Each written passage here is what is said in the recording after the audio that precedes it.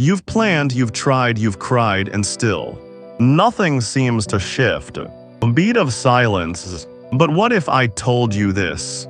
There is one simple act that could change the entire direction of your day. One whispered moment that invites the creator of the universe to step in. One holy pause that shifts not just your mind, but your entire atmosphere. Sunrise before the storm breaks, before the phone rings, before the email arrives. Before you say a word, pray first. Because prayer is not your last resort. It's your first line of victory. It's not just routine, it's reconnection, not religion, relationship. Stay with me. Because in the next few minutes, you and we're going to invite heaven into today. And when you do that, nothing stays the same. Before your mind even fully wakes up. This is the hour heaven leans close to listen. In Mark 1:35, we see a profound example, very early in the morning while it was still dark. Jesus got up, left the house, and went off to a solitary place where he prayed. Jesus, the Son of God himself, started his day with prayer. He didn't launch into miracles, confront demons, or teach the masses until he had first retreated to a place of communion with the Father. If the Savior of the world needed to begin with prayer, how much more do we? Many modern believers rush into the day headlong, chasing deadlines, stressing over tasks, barely breathing. But prayer is not a spiritual afterthought. It is the launching pad of power. It aligns our hearts with God's will and sets the tone for the battles ahead. Consider a soldier who puts on armor before the fight. Would he wait until he was already wounded? No. In the same way, starting your day without prayer is like entering a battlefield without protection. When you give God your first breath, your first thought, and your first words, you are declaring in faith, I cannot do this day alone. I need you. To the heavenly blueprint, prayer, the sun, and astrology. Every day the sun rises, signaling a divine order. In astrology, the sun represents the core self, the center of life and identity. It governs Leo, a sign associated with courage, leadership, and divine authority. Isn't it interesting that we, as children of God, are also called to rise and shine with courage and authority each day? There's deep spiritual significance in the patterns of the heavens. Psalm 19:1 says, "The heavens declare the glory of God, the skies proclaim the work of his hands." Just as ancient navigators relied on the stars for direction, we must use spiritual discipline, like prayer, as our compass. Morning is when the sun takes its rightful throne in the sky, and likewise, it is when we should allow the sun to take his throne in our hearts. The planets align in specific rhythms, so too must we align with heaven's timing. Astrologically, the hours of sunrise are associated with new beginnings and initiation. This is not mere mysticism. It's a divine reminder that God has hardwired the universe with patterns that reflect spiritual truths. Morning prayer opens us to divine downloads, insights, nudges, discernment that were written in the stars long before we woke up. The ancients believed dawn was a veil-thin moment between the physical and spiritual realms. Perhaps that's why Jesus often prayed in the early hours. It's when heaven speaks most clearly. 3 historical echoes, great leaders who prayed first. History is rich with leaders who changed the course of nations, not through brute strength, but through bowed knees. George Washington, the first president of the United States, was often seen retreating to the woods at dawn to pray. At Valley Forge, during one of the bleakest moments of the Revolutionary War, Washington was caught kneeling in the snow, pouring his soul out to God. That morning prayer marked a turning point, not just in the war, but in the heart of a leader who recognized the true source of strength. Joan of Arc, the teenage warrior saint of France, began her missions only after fervent prayer. Before charging into battle, she would retreat to a chapel or kneel in open fields. Asking for divine direction, she believed she was on assignment from heaven. And history records that this belief shaped the destiny of a nation. In South Africa, Nelson Mandela reportedly spent early mornings meditating and praying during his long imprisonment. That spiritual discipline sustained him through injustice and later helped him lead his country toward reconciliation. These figures remind us the most powerful moves in history often began in stillness, in seeking, in surrender. 4. When prayer prepares the battle, spiritual intercession before action. In 2 Chronicles 20, King Jehoshaphat was surrounded by enemy armies. Panic could have ruled his heart, but instead he called the nation to prayer. Verse 3 says, "Alarmed, Jehoshaphat resolved to inquire of the Lord." Before mobilizing soldiers, before forging alliances, he sought the face of God. The result, God told them to stand still and watch him fight the battle. There's a lesson here. Some battles are not won with swords but with surrender, not with force but with faith. When we start our day in prayer, we're not avoiding responsibility. We're aligning with the one who sees the whole battlefield. We may face coworker tensions, family issues, or mental health struggles. But through prayer, we invite heaven's strategies. Jehoshaphat's army worshipped while marching. Imagine that. Songs instead of swords, and the enemy was confused and defeated without the Israelites lifting a weapon. When you pray first, you're not being passive, you're being wise. 5. Cosmic order and earthly obedience, astrology in the Nativity story. The story of the Magi is one of the most beautiful intersections of astrology and theology. These wise men from the East studied the stars, not as rebels against God, but as seekers of divine truth. One star in particular led them to the Christ child. Matthew 2:2. We saw his star when it rose and have come to worship him. This wasn't mere stargazing, it was prophetic fulfillment. The cosmos had announced the birth of the Messiah, and those who watched the heavens were among the first to worship him. Astrology in its purest form is not fortune-telling, it is pattern recognition of God's handiwork. The same God who created the stars placed them in motion to mark seasons, guide travelers, and whisper of divine purposes. Each morning as the stars fade and the sun rises, it's another reminder that Christ, the bright morning star, still leads those who seek him. To pray at sunrise is to spiritually mirror the Magi's journey, looking up, following the signs, bowing before the Savior. 6. The invisible shield, prayer as protection. Before you pick up your phone, pick up your shield. Ephesians 6 outlines the armor of God, and it is no accident that Paul ends with a call to prayer. And pray in the Spirit on all occasions with all kinds of prayers and requests. Ephesians 6:18. Prayer is the glue that binds the armor to your soul. Without it, the helmet of salvation slips. The breastplate of righteousness cracks, and the sword of the Spirit dulls. Every morning, as spiritual beings walking through a world of both visible and invisible threats, we must prepare. The workplace might feel like a war zone. A family dinner might erupt into emotional chaos. A casual scroll through social media might plant seeds of envy or fear. But when we've armored up in prayer, those arrows bounce off. We react with grace instead of anger, patience instead of anxiety, boldness instead of fear. Just like a firefighter wouldn't step into flames without gear, a believer shouldn't step into the world without prayer. Prayer wraps you in divine insulation. It doesn't guarantee ease, but it does guarantee presence, God's presence with you in every moment. 7. Folklore and faith, morning rituals from the nations. Around the world, cultures have preserved the sacredness of morning rituals. In Japan, the myth of Amaterasu, the sun goddess, tells of how she once hid herself in a cave, plunging the world into darkness. The other gods held a ceremony of joy and reverence to draw her out again. And as she emerged, light returned to the world. The lesson: reverence and joyful devotion summon light. In Ireland, Celtic Christians would rise early to pray by the sea or on high hills, believing that God's presence met them most closely at dawn. They didn't separate the natural world from the spiritual.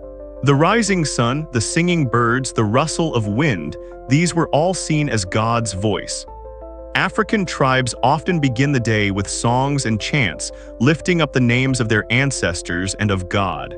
They believe the morning carries the memory of creation. Even in Appalachian American folklore, it was taught that whatever a person spoke or prayed first thing in the morning would shape the rest of the day. These stories may differ in theology, but they unite in principle.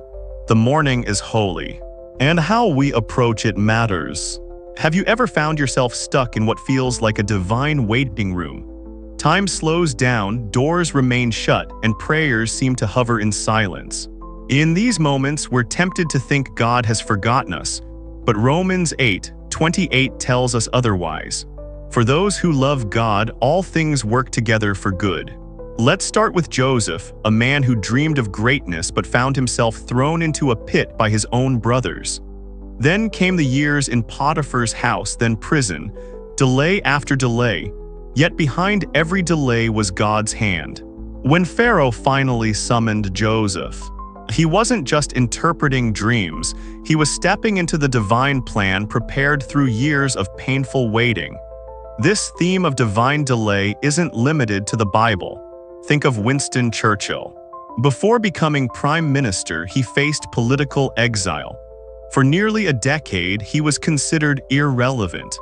But when World War II broke out, he was the man God had prepared to lead a nation through its darkest hour. Delays become divine alignments. Astrologically, this mirrors the energy of Saturn, a planet associated with discipline, time, and delay. Saturn returns around age 29-30 and again at 58-60, often mark seasons of testing that prepare us for purpose. Spiritually, these delays become wombs where faith matures, character deepens, and God aligns circumstances we can't yet see. 2. When pain becomes the path. Pain is a strange teacher. It shows up uninvited, yet it sculpts our soul more than ease ever could. Consider Job, a man who feared God and shunned evil, yet he lost everything: his children, his wealth, his health. His friends gave bad theology. His wife gave up, but Job did something sacred. He wrestled. And when the pain lifted, he saw God more clearly. My ears had heard of you, but now my eyes have seen you. Job 42:5.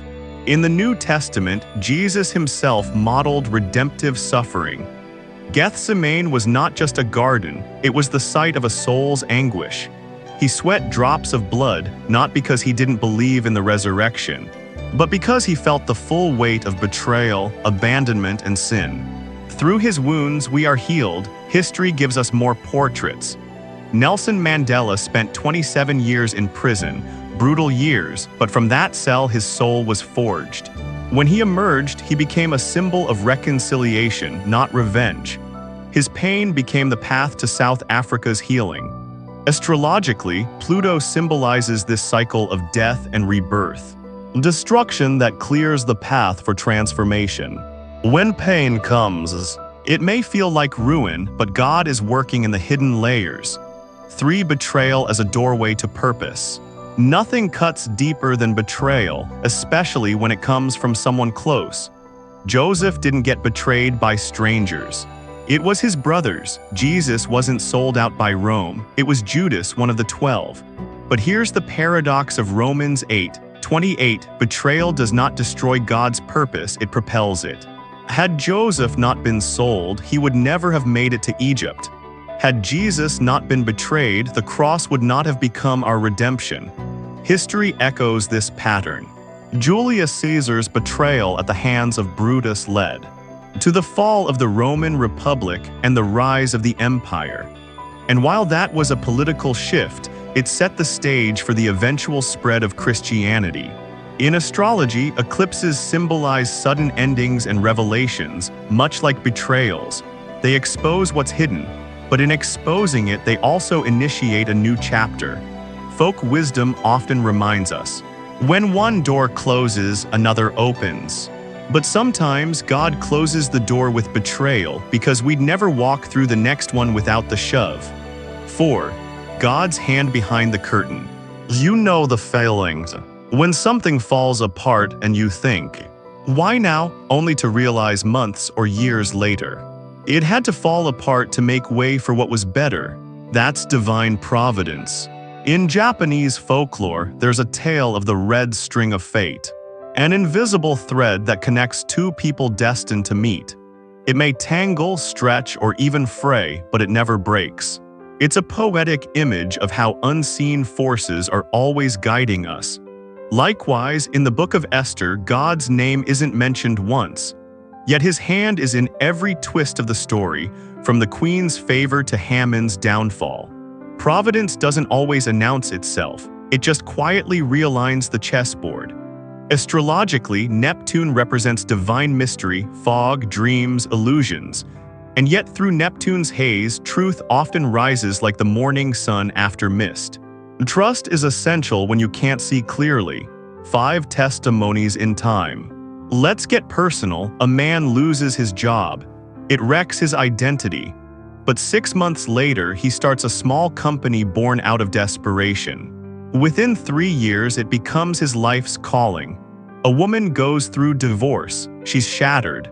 But in the quiet years that follow, she discovers not just healing, but ministry. She starts counseling others walking through the same pain. These aren't fairy tales, they're what we call Romans 8:28 stories. In the Bible, Naomi lost everything: her husband, her sons. But through Ruth, her daughter-in-law, God restored her lineage, even placing her in the ancestry of Christ. Stories like this abound across cultures. In Irish folklore, there's the tale of the Selkie, seals who become human for a time but always long to return to the sea. The pain of disconnection eventually leads them back to identity. In God's hands, time is never wasted. The broken seasons are redeemed. 6. A prophetic eye into delay. The prophets of old didn't just speak doom, they foresaw restoration. Jeremiah, writing from exile, declared, "I know the plans I have for you, plans to prosper you and not to harm you." Jeremiah 29:11, that was spoken to people who had lost everything. Hope doesn't deny pain. It declares purpose in it. Daniel saw visions in Babylon. Ezekiel saw bones turning to life. The prophetic eye sees what isn't yet, but knows it will be. In astrology, we observe long cycles. Pluto takes 248 years to orbit the sun. Its changes are slow, generational, and transformative. Much like prophecy, it takes faith to believe in what you can't yet touch. God often delays because he's preparing a stage larger than we imagined. And prophetic insight helps us trust the scaffolding before the curtain rises. 7. The tapestry of trust. Imagine a tapestry. From the back, it's all knots and threads, a mess, but turn it around and a masterpiece appears. That's what God is weaving in our lives. You see the loss, the setback, the betrayal. He sees the storyline. There's a Native American legend about the spider woman who weaves the web of life. It's believed that even when we sleep, she continues weaving beauty from our sorrow. Paul wrote Romans 8:28 not from comfort, but from a life of shipwrecks, beatings, imprisonments, and more. Yet he said, we know, not we feel, not we guess. We know all things work together for good. Faith is not in the outcome, but in the weaver. So if you're in the delay, in the pain, in the betrayal, don't rush to escape. Line in. Because the God who aligned the stars, who wrote stories into history, and who bore the cross is working even this for your good. And one day you'll look back and whisper, it had to happen that way. Because all things, not some things, all things work together for good. Psalm 46:10 is more than poetic language, it is spiritual instruction. In a world racing at digital speed, stillness seems counterintuitive, but divine stillness is not inaction, it is intentional trust. Stillness is the soul choosing calm when everything else screams panic.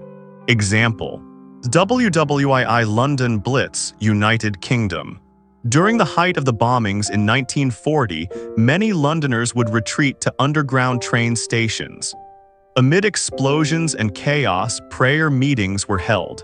The people were still in their souls while bombs fell above. Stillness doesn't mean the absence of danger, it means the presence of unwavering trust. It means the whisper of hope in the noise of despair. Astrological insight. Saturn's lessons. In astrology, Saturn governs time, discipline, and waiting. When Saturn is in retrograde, it often causes delays. Spiritually, this mirrors Psalm 46:10. We are invited to slow down, assess our hearts, and realign with divine order. Saturn asks us to pause, take responsibility, and build endurance. 2. The folklore of waiting. Eastern wisdom and Christian parallels. A Japanese bamboo tree. The bamboo takes 5 years to show any visible growth, yet in the 5th year, it can grow over 90 feet in just 6 weeks. During those years, it is establishing deep, resilient roots. This echoes our Christian journey. God is often working beneath the surface. Biblical parallel: Joseph in Egypt. Joseph waited over 13 years from betrayal to elevation. His stillness in prison and perseverance in trials became the soil for God's providence. He did not fight for the throne was prepared for him in God's time. 3.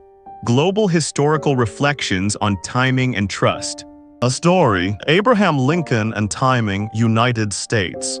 Before he became president, Lincoln faced numerous failures.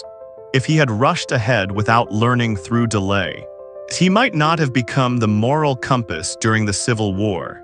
His stillness in failure was God's training ground for leadership. Astrological tie-in: Mercury retrograde and reflection. During Mercury retrograde, miscommunication and travel issues abound. It forces a kind of involuntary stillness. Spiritually, this reminds us that missteps occur when we refuse to pause. Psalm 46:10 is a divine pause button. Slow down, reflect, reset. 4. Christian testimonies. Miracles in stillness. Story: Corrie ten Boom. In a Nazi concentration camp, Corrie learned the power of stillness amid evil.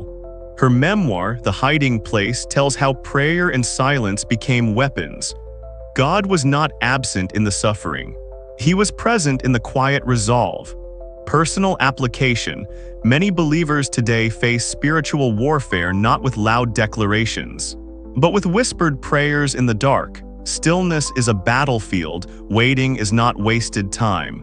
It is warrior training. 5. Folk Christianity, still waters in oral tradition. A story from Appalachia, United States. Mountain folk often spoke of the stillness before the voice. Before any revival broke out, there was silence, people tarrying at altars, waiting on the Lord. This tradition echoes Pentecost. They waited in one accord. Spiritual insight: when we silence the noise, we can hear the whispers of God. Revival doesn't begin with volume, but with silence. 6. Astrology and Christian patience. Venus retrograde, reflection on love. When Venus retrogrades, relationships come under review. Old lovers return, emotions get stirred. It is not time to act, but to reassess. Spiritually, the same applies. When our love for God feels strained, He invites us into quiet spaces, not rash reaction. Devotional link. In stillness, God reintroduces us to His heart.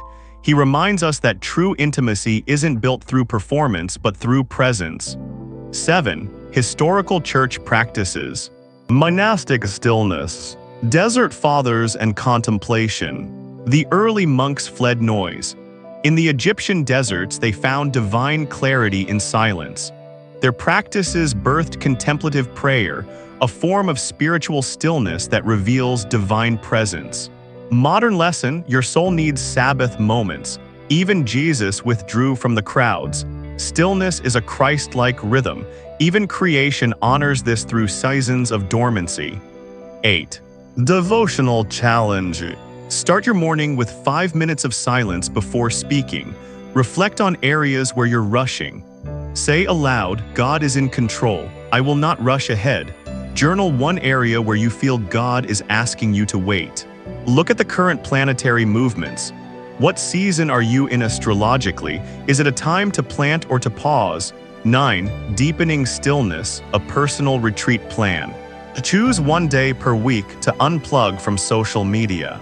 Attend a local prayer chapel or create a space at home for silence. Meditate on Psalm 46:10 with slow breathing. Fast from activity 1 hour a day. Use that hour for stillness. 10. Final reflection. The still God in a spinning world.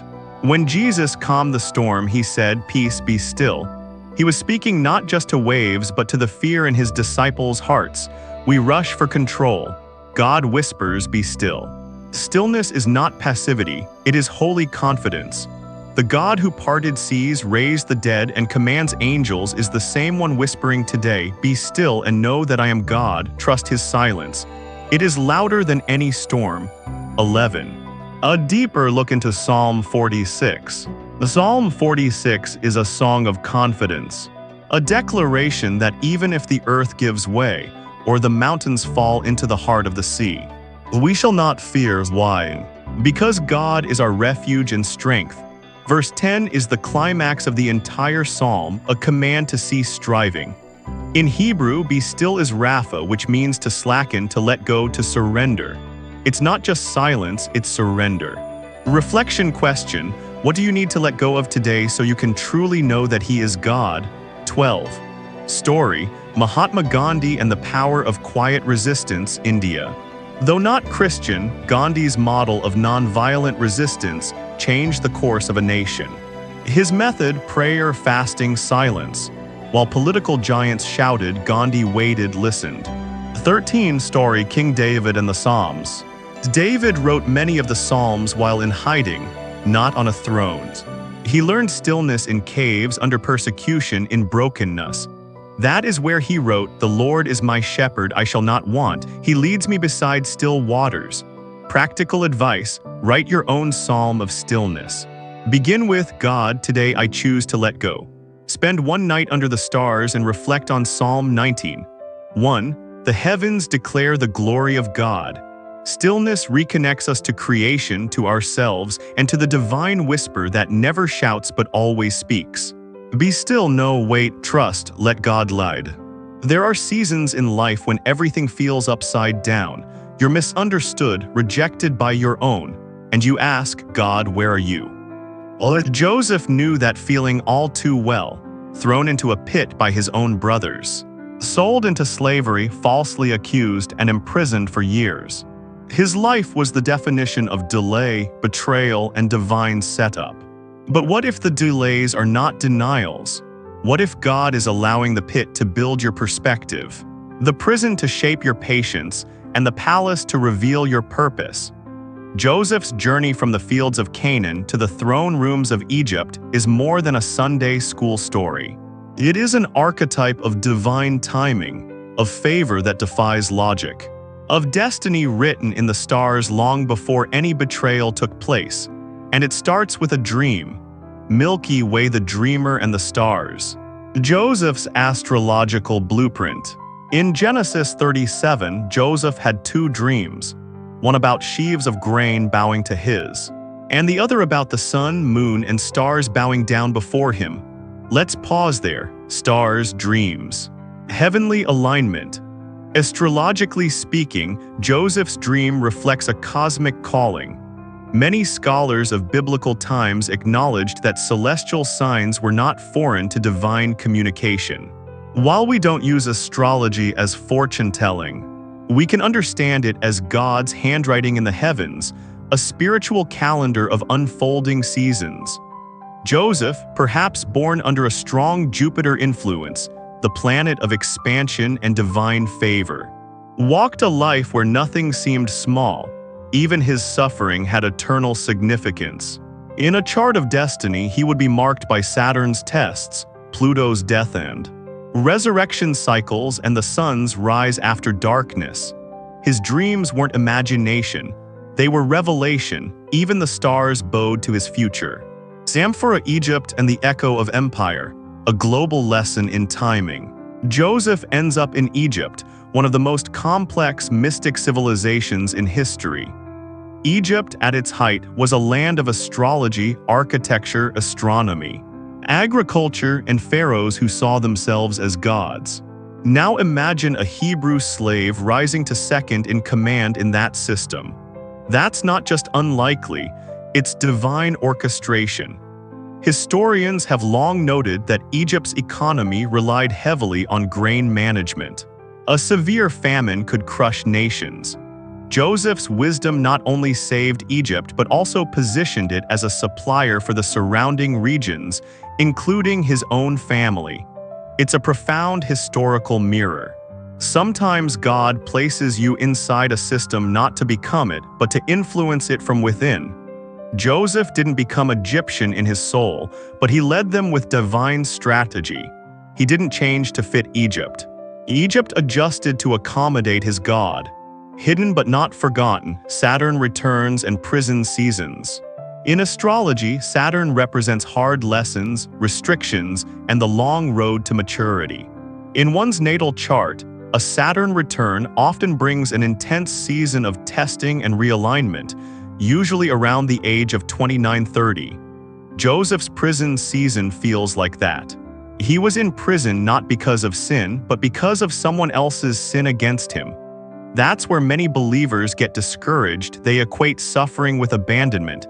But Joseph shows us, even when people forget you, God remembers. Genesis 40 tells us that the cupbearer forgot Joseph for 2 more years after being restored to Pharaoh's service. 2 years, that's not just a delay, it's a test of trust. A Saturn-level waiting room. But when the time was right, Pharaoh had a dream. And Joseph had the interpretation. No matter who forgets you, if heaven remembers, your day will come. Elephant folklore connection. The elephant in the rivers. Let me take you to India, where a beloved folktale tells of an elephant who gets trapped in a river during monsoon season. The current is too strong, and all the animals on land mock him, saying, "You'll never survive. Just give up." But the elephant, mighty yet humble, keeps pressing forward with his trunk raised above water. Days later, when the river finally calms, the elephant emerges stronger and wiser. The elders say, "He who walks through the storm doesn't become the same as he was before it." Joseph was like that elephant, silent in suffering, steady in spirit, strengthened by storms, scroll interpreting the invisible. Dreams, prophecy, and divine patterns. One of the lesser discussed aspects of Joseph's journey is his spiritual gift, dream interpretation. In the ancient world, dreams were seen as divine messages, and interpreting them accurately was no small task. Many cultures, from Babylonians to Greeks, valued the dream seer. In modern prophetic terms, Joseph would be called a seer, someone with divine insight. His ability to decode Pharaoh's dream not only changed his life but saved millions. Joseph's role reminds us, "Your gift will make room for you," Proverbs 18:16. But it's not just about the gift, it's about developing integrity, humility, and timing to carry that gift well. And sometimes, God will hide your gift until the exact season where it is most needed. Red forgiveness in the face of power, Joseph and the test of the heart. The hardest test isn't the pit, it isn't even the prison, it's the palace. When Joseph stood before his brothers in Genesis 45, those same brothers who threw him into a pit, lied to their father and sold him into slavery, he had all the power in Egypt. With one command, he could have had them executed. He could have avenged his pain, but what did he do? He wept. He embraced them. He forgave them. In that moment, Joseph didn't just save his family from famine. He broke a generational curse of betrayal with the divine choice of mercy. This wasn't weakness, it was spiritual maturity. The most powerful person in the room isn't the one who controls others, but the one who can govern their own heart. Counterclockwise arrows button astrological insight, lunar nodes and generational cycles. In astrology, the lunar nodes, North Node and South Node, represent karmic patterns and future purpose. The South Node is your past. Familiar patterns, generational cycles. The North Node is your growth edge, where God is calling you. Joseph stood at a cosmic crossroads. His South Node was family betrayal, rejection, favoritism, and pain. But in that palace, he chose his North Node. Reconciliation, provision, restoration. What if God is calling you to break the pattern your bloodline repeated, to be the first to forgive? The first to say what you meant for evil, God meant for good. That's Joseph-level spiritual alignment. Dragon Chinese legend, the Prince and the Dragon Gate. In Chinese folklore, there's a tale of a small koi fish who dreams of reaching the top of a waterfall. For years, he swims upstream against the current, mocked by others who gave up long ago. Legend says if a koi can jump over the Dragon Gate waterfall, it transforms into a mighty dragon. One day, one fish makes it. The gods transform him not into a bigger fish, but into something entirely new. Joseph was that fish. He didn't just rise, he transformed. Betrayal didn't make him bitter, it made him better. And in his breakthrough, he didn't seek revenge, he brought restoration. Like the koi, Joseph jumped the Dragon Gate of destiny. Providence in the famine, divine supply in dry seasons. The famine in Egypt lasted 7 years. But Joseph had a plan. God had given him insight not just for himself, but for nations. He stored grain, he built silos, he managed wisely, and when others were panicking, Egypt was feeding. This speaks to a powerful prophetic principle. God prepares provision ahead of problems. He sees the famine before it begins and sends a Joseph ahead of time, someone with strategy, someone who has been tested in private and trusted in public. You may be going through a famine season now, emotionally, financially, spiritually. But take heart, God has already assigned a Joseph to your future. Or maybe you are the Joseph. Classical building historical parallel, America's founding and the spirit of preparation. In early American history, during the Revolutionary War, General George Washington didn't just win battles with brute force. He won through preparation and discernment. At Valley Forge, Washington's army suffered cold, hungry, and almost defeated, but he trained them in silence, prepared them in the dark. And when spring came, they emerged stronger than ever. Joseph in prison, Washington in Valley Forge. Both were hidden, both were refined, and both rose when the time was right. Great destinies are always forged in obscurity. Dove folk story from Africa. The Hidden Crowns. There is an African tale of a young boy in a poor village who is mocked because he talks about being a king. Look at you, they say, barefoot and hungry, and you call yourself royalty. Well, one day a stranger arrives. An old wise man who sees the boy looks into his eyes and says, "You are the son of the king who was lost long ago. Come with me." The boy returns years later, wearing robes of gold. But instead of seeking revenge on the villagers, he builds them wells, schools, and homes. He lifts the very people who once rejected him. Joseph did that, so did Jesus. Your crown doesn't make you proud, it makes you pour out. Son with face full circle, from dreamer to deliverer. In Genesis 50, Joseph says one of the most powerful lines in all Scripture. You intended to harm me, but God intended it for good to accomplish what is now being done, the saving of many lives. Genesis 50:20. That's the full circle moment. The boy who dreamed is now the man who delivers.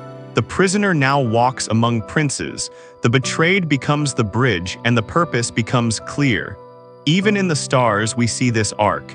A retrograde always reverses before progress is made. Joseph went backward before he went forward. He was delayed to be delivered. And when the heavens aligned, so did his purpose. Fire call to the listener. Your Joseph season is not wasted. If you're in the pit, God sees. If you're in the prison, God is preparing. If you're in the palace, use your influence to heal, not hurt. Let Joseph remind you. Even when you're forgotten by man, you are remembered by God. The power of a declaration. Words are not just sound, they're spiritual tools. In the beginning, God didn't build the universe with his hands. He spoke it into existence. When you say, "I will pray first," you're not just forming a habit, you're stepping into a prophetic reality. You're telling heaven, earth, and hell, God comes first in my life.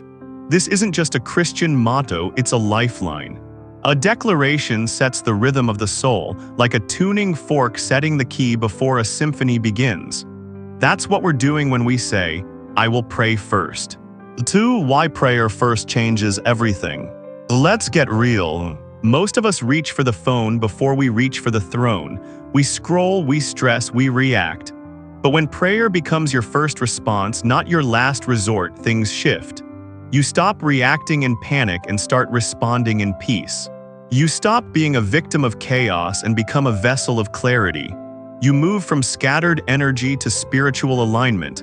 In ancient battlefields, kings sought prophets before they went to war. Why? Because divine insight always trumps brute strength. Even today, wisdom still begins on your knees. 3 biblical echoes: first pray, then move. Moses and the Red Sea, Exodus 14. The Israelites were trapped, Pharaoh's army behind them, the sea in front. Panic surged, but Moses prayed first and then the sea split. If he had rushed ahead without prayer, they'd have drowned. Prayer made a path where there was none. David before battle, 2 Samuel 5. Before fighting the Philistines, David inquired of the Lord twice. Each time God gave a unique strategy. That's the key: same enemy but different approach. Prayer unlocked the timing and method. 4 real-world testimonies. United Kingdom: Winston Churchill's silent prayer. Before announcing Britain's stand against Hitler, Churchill reportedly took 20 silent minutes in his war room. His aides said they saw him muttering, not to them, but to someone greater. That day shaped the course of Europe. South Korea: Korean revival and prayer mountains. South Korea today has one of the strongest Christian movements in Asia. Why? Because generations have prioritized prayer. Entire mountains were dedicated as prayer retreats. Businesses pause for morning prayer. Revival followed declaration, we will pray first. The story of George Washington at Valley Forge. Freezing, outnumbered, and close to defeat, General Washington was found kneeling in the snow. Eyewitnesses wrote that his voice trembled as he prayed for wisdom and strength. History was shaped because a leader prayed first. 5 Folklore meets faith. The Indonesian volcano prayer. In the highlands of Java, before the Mount Merapi erupts, villagers offer a sacred prayer to God. They don't rush first, they kneel. They believe that when you pray first, you are covered by the Creator even in eruption. This echoes the psalmist. He will cover you with his feathers, and under his wings you will find refuge. Psalm 91. 6. Astrology and divine timing. Astrology doesn't control believers, but it reveals patterns in God's cosmos. When Mercury is in retrograde, decisions tend to backfire, but prayer calms mental fog. During a Mars-square Saturn transit, tensions flare. But when you pray first, you disarm conflict before it erupts. In the Bible, the Magi followed the stars not to worship them, but to find the one worthy of worship. Prayer aligns us not just to heaven's stars, but to heaven's will. 7. Jesus, the ultimate example. Even Jesus, the Son of God, prayed first. Before choosing his disciples, Luke 6:12, he spent all night in prayer. Before raising Lazarus, John 11, he looked up and prayed first. Before the cross, Luke 22, he fell on his face in Gethsemane. If the Savior of the world needed to pray first, how much more should we? 8. Modern story. A young nurse in New York. Sarah, a 26-year-old ER nurse, shared her story during the COVID-19 surge. Every morning before donning her scrubs, she would whisper in the hospital stairwell, "Jesus, go before me." One night a patient coded, panic swelled, but Sarah said she felt this strange peace because she had prayed first. Later the patient recovered. The doctor said that was a miracle. She smiled. No, that was prayer. 9. Story from African revival, Uganda's midnight watch. In Uganda, local believers hold a tradition called the Midnight Watch. Before starting anything major, a new business, a marriage proposal, or a harvest, they pray overnight. One man said, "I would rather lose sleep than lose God's favor." 10. The pattern of heaven, first fruits and first love. The Bible emphasizes giving God your first fruits, your best, not your leftovers. In Proverbs 3:9-10, blessing follows when the first is given to God. In Revelation 2:4, Jesus rebukes the church for forsaking their first love. Prayer first honors both. It is the first fruit of your attention and the first act of love each day. 11. The psychological shift. Science confirms what faith knew all along. Brain, when you start your day with prayer, your cortisol levels, stress hormone drop. Your decision-making improves. You become more resilient to emotional triggers. The University of Duke conducted a study. Those who began each day with meditation or prayer showed 30% less emotional fatigue. Faith literally fuels your brain. 12. Let this be your daily declaration. Let's say it together. Before I post, I will pray. Before I argue, I will pray. Before I panic, I will pray. Before I chase, I will pray. Before I speak, I will listen to heaven. 13. Community invitation. Speak it, share it, live it. Leave a comment, I will pray first. Tag someone who needs this. Share it, this might save someone's hope. There are people today on the edge of a breakdown, and one word, pray, could shift their whole day. 14. Spiritual warfare connection. The enemy always attacks first thing in the morning, through discouragement, fear, or distraction. But prayer flips the strategy. You hit first, you take ground before the enemy even gets up. Put on the whole armor of God, Ephesians 6:11. And the first piece, truth, prayer connects you to it. 15. Journal prompt. Write your own I will pray first moment. Write about a time when you acted without prayer and what changed when you prayed. Write your own declaration. In my career, I will pray first. In my parenting, I will pray first. Let the ink be your altar. 16. Devotional challenge 30 days. Every morning for the next 30 days, speak aloud, I will pray first. Before any screen, kneel for 3 minutes of prayer. Comment day 1, I prayed first, and keep going. Watch what God begins to shift. 17. Quotes to declare over your life. Prayer is not preparation for the battle, it is the battle. Leonard Ravenhills. He who kneels before God can stand before anyone. Don't face the day until you've faced your Maker. Charles Stanley. 18. Final reflections. Heaven hears first responders. First responders are celebrated in every nation. Why? Because they rush toward danger when others run from it. Heaven also has first responders. They're not firefighters, but faith lighters. They pray before acting. They pause before reacting. They surrender before striving. Let your heart whisper it now, loud enough for angels to hear, I will pray first.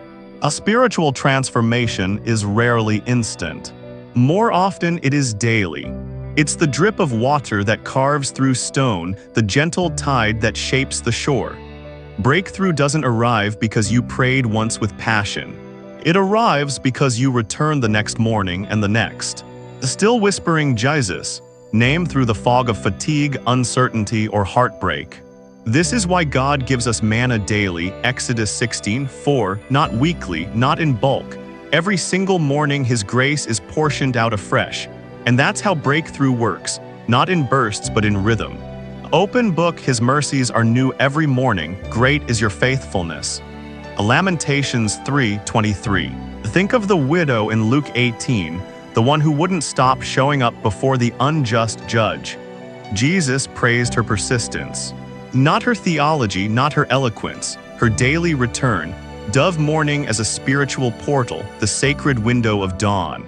In astrology, each hour of the day holds a certain planetary influence. The early morning hours, often ruled by Mercury and Venus, are believed to be rich in clarity, creativity, and divine downloads. The ancients knew this, rabbis, monks, even Native American elders, rising early to listen, not speak. There's a spiritual thinness to the morning. Before texts, emails, and headlines pollute our peace, there's a space where the veil between heaven and earth feels thinner. That's where you meet God, not just to make a request, but to be reshaped. Historical example, Abraham Lincoln.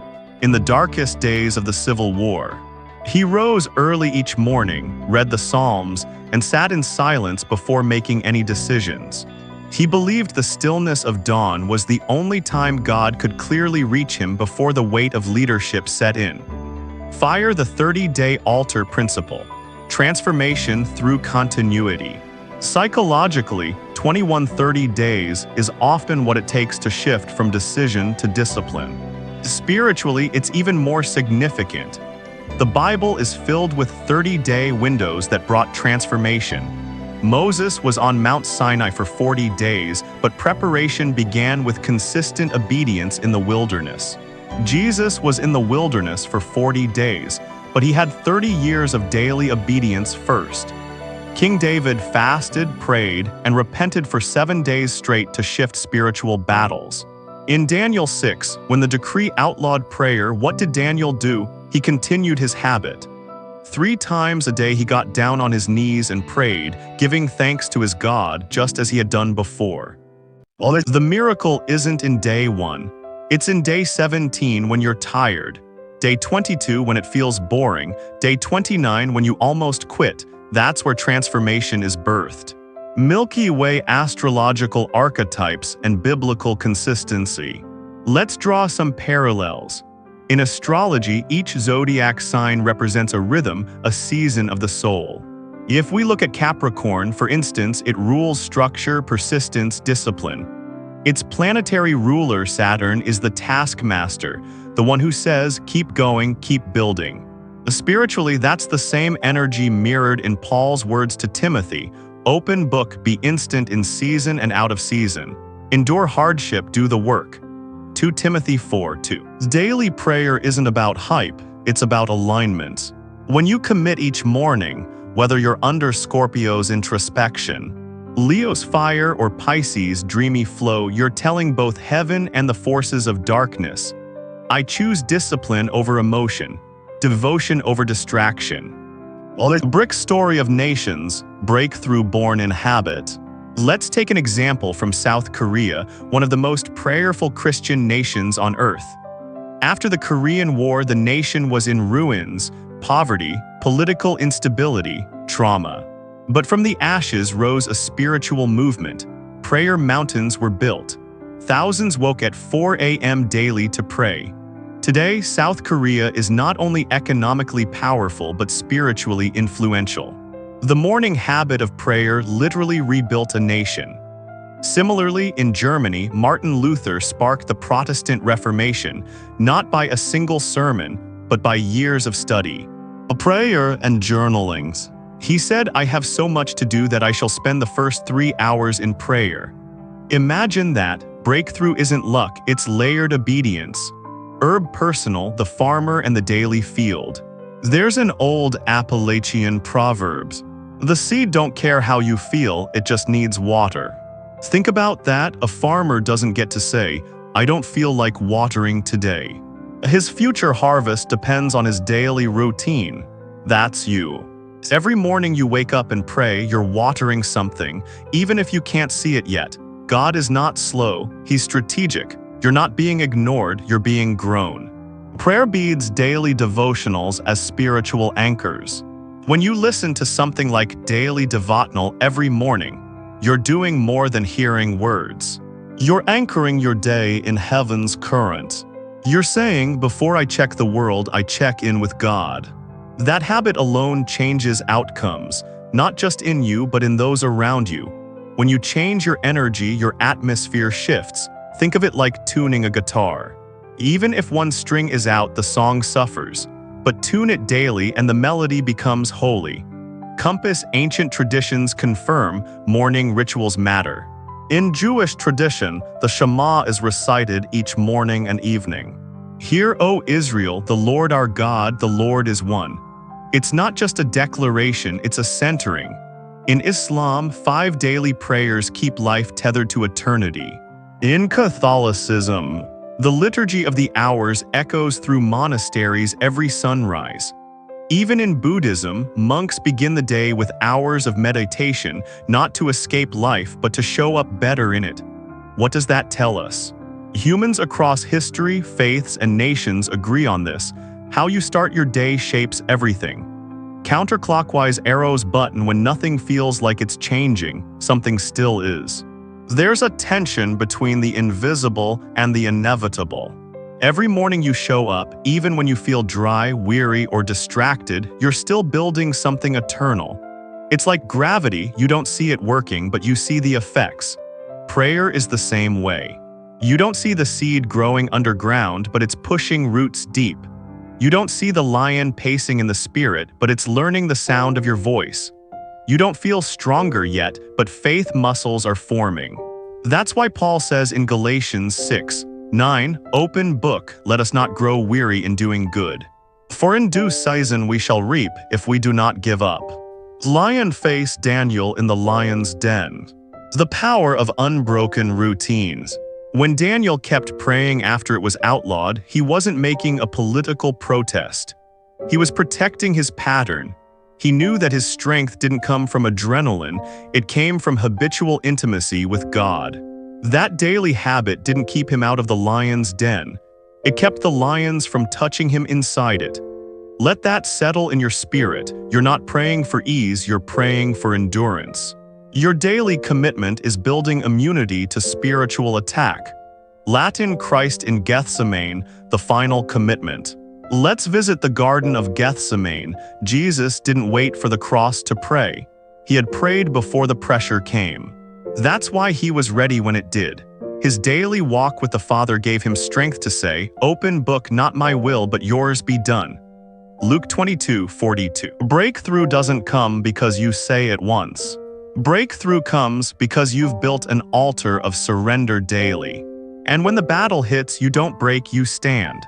Shooting star celestial alignment, moon phases and emotional flow. Astrologically, the moon's cycles reflect our emotional tides. New moon equals new beginnings, time to plant intentions. Waxing moon equals growing energy, action and focus. Full moon revelation, clarity, spiritual warfare. Waning moon equals reflection, letting go, forgiveness. What if you let your prayer life flow with this rhythm? Imagine journaling your breakthroughs over one full lunar cycle, 30 days of prayer, each aligning with heaven and the cosmos God created. Suddenly, your devotion is not just discipline, it's cosmic harmony with the Creator. Genesis 1:14 says, "Open book, let them be for signs and for seasons." Even the stars were created to remind you of timing, persistence, and movement. A story from America, the morning prayer that changed history. On June 6, 1944, known as D-Day, General Dwight D. Eisenhower faced what could have been the bloodiest failure in Allied history. Before the invasion of Normandy, he wrote a speech taking full blame in case of disaster. But that morning, before the sun rose, he kneeled by his bunk and whispered a prayer. He committed the lives of thousands into the hands of God. By mid-afternoon, the tide had turned. Historians still argue about what happened. But many survivors insist God showed up. What if that kind of shift is waiting on your morning prayer? Deciduous tree, the tree that grows by streams of water. Psalm 1 says the righteous are like a tree planted by streams of water. Not a flash flood, not a rainstorm, a stream, constant, steady, reliable. Open book, they yield fruit in season, their leaf does not wither, and whatever they do prospers. Psalm 1:3. When you listen to devotionals daily, you're letting your roots sink deep. Even if the winds howl or the drought comes, you're still drawing nourishment. Your leaf will not wither. Scroll Chinese folklore, the bamboo that waited. In Chinese tradition, there's a story about the Chinese bamboo tree. You plant the seed. You water it daily, but for 5 years nothing breaks the surface. Then suddenly in the 5th year it grows 90 feet in 6 weeks. Was it doing nothing all those years? No, it was building its root system hidden underground. That's you, friend. Your daily prayers are not wasted. They're forming a foundation so when breakthrough comes, it won't crush you, you'll be ready. Milky Way Zodiac Insights. Virgo and the power of routines. Among the zodiac signs, Virgo is associated with daily rhythm, service, order, and spiritual refinement. People born under Virgo often thrive on small disciplines. They find God in the details. They pray in patterns. They show up when no one notices. In a world that chases fire and spectacle, God often moves through the Virgo-like souls, the ones who show up daily and serve in silence. That's the spirit behind morning commitment. Quiet, faithful, fruitful. Direct hit the 7-day shift, what really happens when you commit. Let's break it down practically. Day 1-3, resistance. You're fighting your flesh, your phone buzzes, your thoughts wander, you're not sure it's working. But it's like turning on an old faucet, the first water may be rusty. Keep going. Day 4-7, realignment. You begin hearing more clearly. Scripture feels alive again. You sense peace in the morning that lingers all day. You're tuning your spirit. Day 8-14, revelation. Patterns are broken. You get an insight about that problem. Peace overrides panic. Dreams come, tears fall. You begin writing again, forgiving, hoping something is moving. Day 15-30. A breakthrough. The door opens, the answer arrives, the battle shifts, but more than that, you're not the same person anymore. You don't pray to get something, you pray because you've become someone different. The gatekeeper principle. Don't let the day start without Jesus. Just like every palace has a gatekeeper, your day needs one too. When you open your phone before you open your Bible, you're letting the world's chaos in before God's clarity. Your devotional time isn't cute, it's strategic warfare. You're locking the door to anxiety, you're opening the gate to peace. You're telling the enemy, you don't get to decide the tone of my day, God does. The candle folklore from Ireland. The candle in the window. Old Irish families would light a candle in the window at night, especially during Christmas, to signify two things: that Jesus was welcome in their home, that strangers in need could find shelter. That candle wasn't just for show, it was a daily spiritual signal. Your morning prayer is like that candle. You're signaling, Heaven, you're welcome here, and if someone in my life needs shelter, use me. It's between the human heart and the divine will of God. In the American countryside, many remember the story of Susanna Wesley, the mother of John and Charles Wesley. Despite having 19 children and a chaotic household, she found a way to connect with God daily. She would flip her apron over her head as a makeshift prayer tent, her sacred space. Even in the noise, prayer became her refuge. Her sons later led spiritual awakenings across continents. In astrology, Mercury governs communication. And just as Mercury's retrograde can cause disruption, prayer reestablishes clarity. It aligns us with divine frequency. Like tuning an old radio to the clearest signal, prayer helps us hear God amid static. Throughout history, the most powerful revolutions began in prayer closets. Abraham Lincoln, in the middle of the Civil War, was often seen praying alone in his chamber. His personal writings reveal that when he had nowhere else to turn, he turned to God. That is the posture of powerful prayer, not self-reliance but surrender. In the mountainous monasteries of Tibet, prayer flags wave in the wind not as decoration, but as symbols of breath prayers. Each flutter is believed to carry blessings to the earth. Likewise, every prayer we whisper, even the ones too tired to finish, is carried by the Holy Spirit, healing through prayer. Faith meets restoration. In Mark 5, the woman with the issue of blood had suffered for 12 years. Her doctors failed her. Society rejected her. But in one moment of desperate faith, she reached for the hem of Jesus' garment and was healed. Prayer is not always about eloquent words. It's often about a desperate reach. In the Celtic lands, old folklore speaks of the silver branch, a mythical wand said to heal the broken. In Christianity, this branch becomes symbolic of Christ, the root of Jesse. Prayer becomes the act of reaching out for the healing branch. Modern examples abound. Take the story of a veteran from the Iraq War suffering from PTSD. After years of therapy and medication, it was a prayer group that brought him peace. He said it wasn't the words, it was the presence. When others prayed with me, I felt like I was breathing again. Healing prayer is deeply aligned with Chiron in astrology, the wounded healer. Chiron teaches us that our deepest pain can become our greatest testimony. In African American churches, healing prayers are often sung, not just spoken. Spirituals like "There is a balm in Gilead" became more than music, they were medicinal. They carried generations through pain, slavery, and loss. Prayer does not always remove the wound, but it brings power to rise above it. Financial breakthroughs, trusting God as provider. When Elijah was by the brook, God sent ravens to feed him. In modern terms, it's like food delivery from heaven. God's provision often shows up in unexpected forms. In American history, George Mueller, though not American himself, has influenced many during the Great Awakening with his orphanages run solely on prayer. He never asked for money, only prayed, and money always came. In today's economy, prayer over finances is not superstition, it's stewardship. Many believers have stories of tithing faithfully even when money was tight, and receiving job offers or debt cancellation afterward. In astrology, Jupiter rules abundance and expansion. But just as the planets move in cycles, so do our financial seasons. Prayer is the act of sowing trust during scarcity. And God, the Lord of the harvest, brings multiplication in His time. A young immigrant family in New York once found themselves facing eviction. With 3 small children and no savings, the wife prayed a desperate prayer. "Lord, send help." That evening, a neighbor slipped an envelope under the door.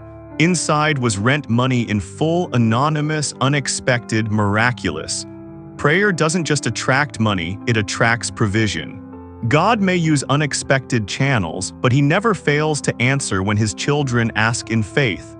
Prayers for relationships, rebuilding on God's terms. Every relationship is a garden, prayer is the water. Without it, love dries up. With it, roots deepen. One woman from South Korea, after years of estrangement from her daughter, began praying daily, asking not just for reconciliation, but for transformation. 2 years later, her daughter called. "Mom, I had a dream you were crying. I miss you." In the Bible, Jacob and Esau were estranged for decades. But through wrestling and prayer, Jacob was transformed and Esau embraced him in forgiveness.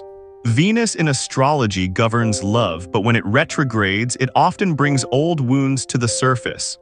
That's the moment to pray, not panic. Prayer brings healing and perspective. In medieval France, a Christian nun named Julian of Norwich often prayed over couples in her community. Her prayers were famous, not because of magic, but because she taught reconciliation through humility.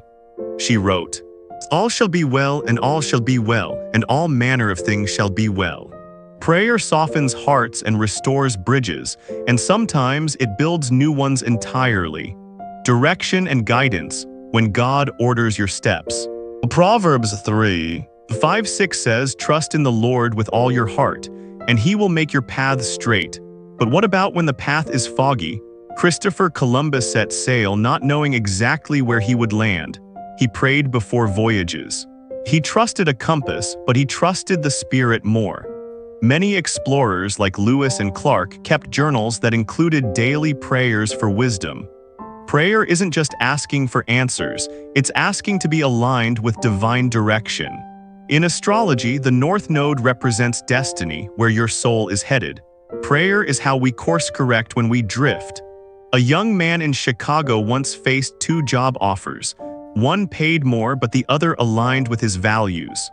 He prayed, fasted, and waited. In peace, he chose the latter. Years later, that job led him to meet his wife, mentor youth, and start a ministry. Direction is not just about where you go, but who you become.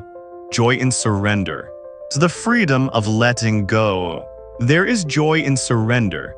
Not the surrender of defeat, but the surrender of trust. Like a child sleeping peacefully in a parent's arms, true joy comes when we stop striving. A widow in Brazil once said, "When my husband died, I lost everything, but in prayer I found everything again." Psalm 30:5 says, "Weeping may endure for a night, but joy comes in the morning." A surrender turns mourning into morning. The Stoics taught letting go of control as a key to inner peace. Jesus taught the same, not my will, but yours be done. That prayer changes everything. It moves the center of the universe from us to God. That's where peace and joy begin. In Proverbs 18:21, Scripture boldly declares death and life are in the power of the tongue. Most believers know this verse by heart, but few live it out daily. Spiritual declarations aren't just affirmations, they are warfare, they are alignment. They are activation points in the spiritual realm when you declare, "This is a day of victory," you are not pretending. You are partnering with what heaven already believes about your day.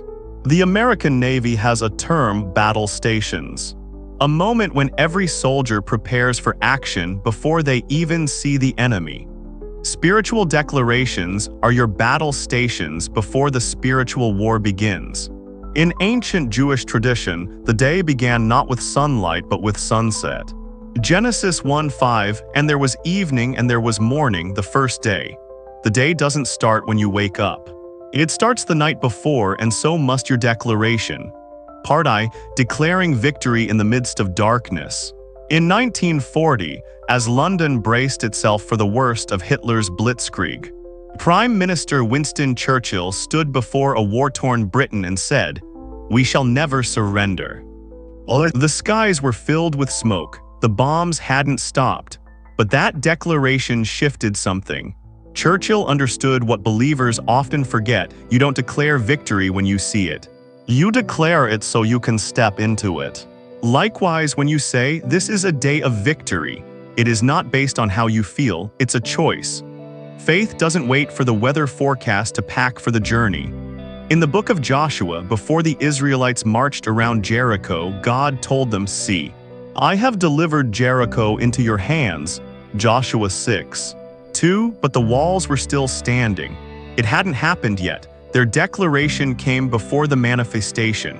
This principle applies to healing, even when the diagnosis says otherwise, finances, even when the bills are unpaid, marriage, even when communication has stopped, direction, even when you can't see the next step. Part II, Astrology and the Celestial Decree. Astrology, while often misused, originally pointed to God's divine order. Genesis 1:14 says, "Let there be lights in the expanse of the sky, and let them be signs to mark sacred times." The heavens don't control us, but they confirm God's patterns. Take Leo season, July 23, August 22, ruled by the sun. Leo represents boldness, royalty, and declaration. Spiritually, this season reminds us to speak out with authority. It's no coincidence that many of history's greatest leaders were born under Leo or rose to power during this time frame. Martin Luther King Jr. gave his "I Have a Dream" speech in August 1963, in the height of Leo season. It was a declaration that shifted the world. You too must enter your spiritual Leo season speaking not timidly but as royalty. When you say, "This is a day of victory," the heavens echo your voice. Part III. God is working even when I don't see it. The invisible battle. There is a passage in the book of Daniel, chapter 10, where Daniel prays and fasts for 21 days. The angel Gabriel appears and says, "Since the first day you set your mind to gain understanding. Your words were heard, but the prince of Persia resisted me." What was happening? Spiritual battle, invisible, delayed, but real. This proves a critical truth. Heaven often responds instantly, but earth delays the delivery. That's why we declare, even in silence, God is working even when I don't see it. This applies deeply in our modern life. When your job applications go unanswered, when your prodigal child hasn't come home, when the prayer hasn't been answered after months, you're not abandoned, you're in Daniel 10, Part IV's story, China's underground church and the silent victory. In the 1970s, when Christianity was outlawed in communist China, millions of believers went underground. There were no Bibles, no pulpits, no choirs. But there were declarations. One testimony from a Chinese Christian woman tells how she would kneel in a rice field every morning before dawn and whisper, The Lord is my shepherd, he is still lighting me. Her husband was in a labor camp. Her children were starving. But every day she declared what she could not see. Years later, when the doors opened slightly and missionaries entered the region again, they found millions of believers, millions. God had been working all along. Part V, the declaration of resurrection, the third day anointing. Jesus was dead on Friday, silent on Saturday, but active on Sunday. When you declare God is working even when I don't see it, you align with Saturday faiths, the kind that believes when the tomb is still shut. Astrologically, Saturn, from which Saturday comes, is the planet of patience, discipline, and divine timing. It's associated with the idea of waiting in silence for the breakthrough. This is the faith of Abraham, of Joseph, of Job, and of Jesus. Your Saturday may feel silent, but Sunday is already scheduled. Part VI. Stories across cultures, declaration through the ages. 1 Korea, the flame of Pyongyang's. In the early 1900s, a revival known as the Great Pyongyang Revival swept through Korea. At a time of oppression under Japanese rule, pastors gathered and declared repentance and power over their land. They prayed by candlelight, whispering, "God is with us." What followed was one of the largest Christian awakenings in Asia. 2. American frontier, the declaration of camp meetings. In 19th century America, before churches were built, people held revivals in fields called camp meetings. Families would travel for days to sing, shout, and declare their faith in open air. These meetings birthed America's Pentecostal movement.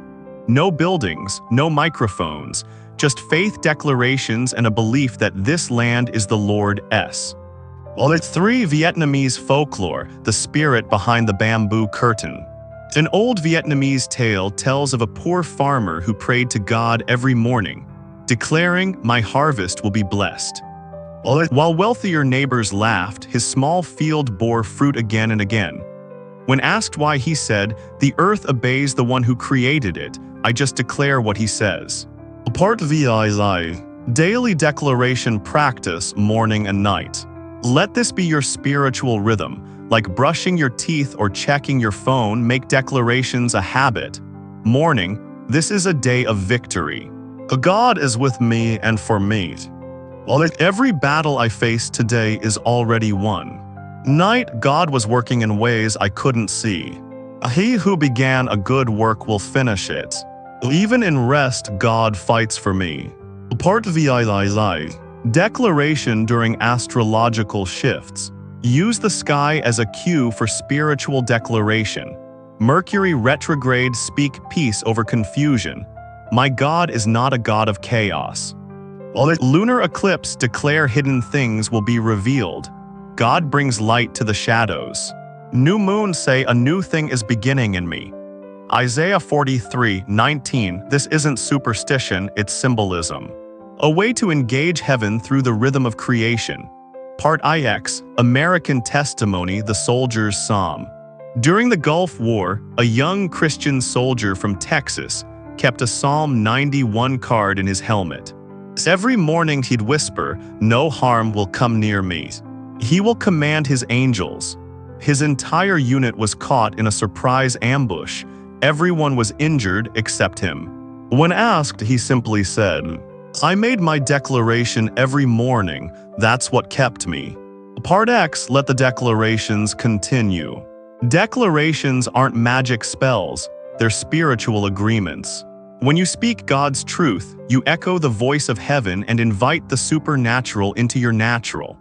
So today, not tomorrow, not once you feel better, declare, "This is a day of victory." God is working even when I don't see it. Because He is, and it is.